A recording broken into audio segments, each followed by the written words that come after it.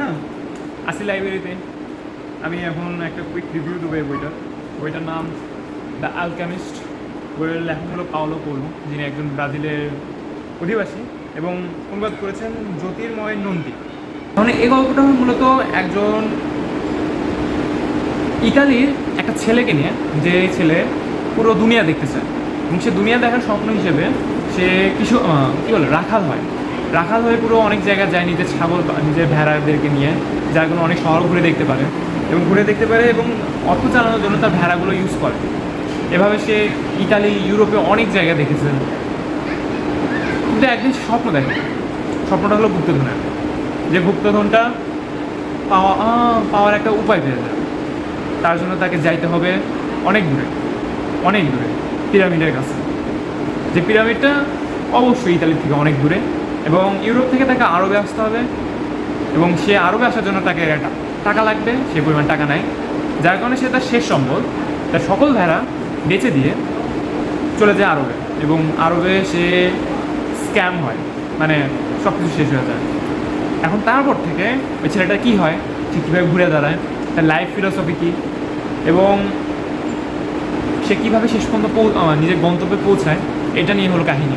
এবং এই কাহিনিটা খুবই হোলসাম একটা বিষয় আছে না, যে দেখতে দেখতে খুব ভালো লাগে। যেমন এক ধরনের নাটক বা গল্প আছে যেগুলো পড়লে এক ধরনের গুড ফিলিংস আসে, এটা হলো সেই ধরনের। এবং এই বই অনেক কিছু শেখাবেও আপনাদেরকে।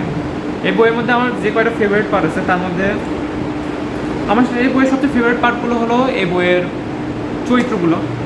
বইয়ের অন্য চরিত্রগুলো খুবই সুন্দরভাবে তৈরি করা হয়েছে, যেগুলো চরিত্রের সময় দেওয়া, মানে যাদের উপস্থিতি এই বইয়ের মধ্যে, যেগুলো চরিত্রের উপস্থিতি কম আছে, তবে তাদের উপস্থিতিও অনেক সুন্দরভাবে ফুটে তোলা হয়েছে। যেমন একজন গিপসি, নামটা মানে বৃদ্ধা গিপসি, তারপর একজন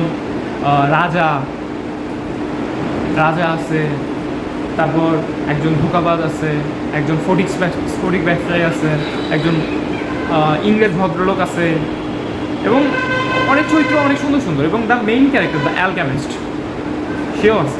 এবং প্রত্যেকটা চরিত্রগুলোকে যেভাবে সুন্দরভাবে চরিত্রায়ন করা হয়েছে, এবং প্রত্যেকটা চরিত্র কিন্তু মেইন ক্যারেক্টারের ফিলোসফি, মাইন্ডসেট চেঞ্জ করার জন্য বা পুনর্গঠন করার জন্য এরা কিন্তু গল্পেতে মাঝে মাঝে আসে এবং মেইন ক্যারেক্টারকে অনেক কিছু শিখিয়ে দিতে চায়।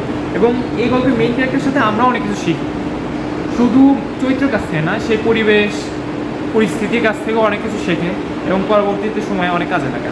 এবং হ্যাঁ, এই বইয়ের গল্প ধরন আরবে থাকার কারণে আরবে অনেক রেফারেন্স আছে, যেমন ওখানকার ধর্মীয় মুসলমানদের রেফারেন্স আছে, ওখানকার নবীদের এবং কুরআন শরীফের রেফারেন্স আছে। যদিও লেখক তার নিজস্ব মতবোধ থেকে লিখছেন, এজন্য একটু তার ইসলাম ধর্ম এবং আরব সম্পর্কে কিছু জায়গায় আমার একটু ভ্রান্তির নজর আসছে, কিন্তু তাকে তাও মাফ করা যায়, কারণ তিনি একজন ব্রাজিলের লোক এবং তিনি যে যতটুকু গবেষণা করে বইটা লিখছেন, বইটা ভালো হয়েছে এবং বলতে গেলে খুব ভালো হয়েছে। এবং এই বইটা আমাদের শেষ পর্যন্ত শেখায় যে গন্তব্যই, যে মনে করো তোমার স্টার্টিং পয়েন্ট এখান থেকে এবং তোমার গন্তব্য এখানে, তার মাঝখানে যত বড় রাস্তা। এখন তোমার আসল সাফল্য এটা না যে তুমি এই যে পয়েন্ট এ থেকে পয়েন্ট বি গিয়ে সব সম্পত্তি পেয়ে বা তোমার উদ্দেশ্য সফল হয়ে তুমি সাফল্য পাইলা, তা তোমার মূল সাফল্য হলো তুমি এই যে এতগুলো পথ অতিক্রম করলা, এই পথ থেকে তুমি কী কী শিখলা, তোমার জীবনে কতটুকু গুরুত্ব আসলো, এবং এটা পরবর্তী জীবনে তোমার কী কী কাজে লাগবে। এজন্য অনেকে আছে যে নিজের লাইফে হুট করে অনেক কিছু যদি পাওয়া যায় না, সেটা গুরুত্ব হারায় ফেলে। যেমন একটা সিনেমার গল্প বলি, সিনেমায় একজন নায়ক তার নায়িকাকে বলতেছে, শোনো প্রিয়তম, আমি তোমাকে পাইতে না খুব কষ্ট করছি, যদি আমি তোমাকে হুট করে বিনা কারণেই পেয়ে যেতাম, তাহলে আমি তোমাকে কোনোভাবে হয়তো মূল্য দিতাম না।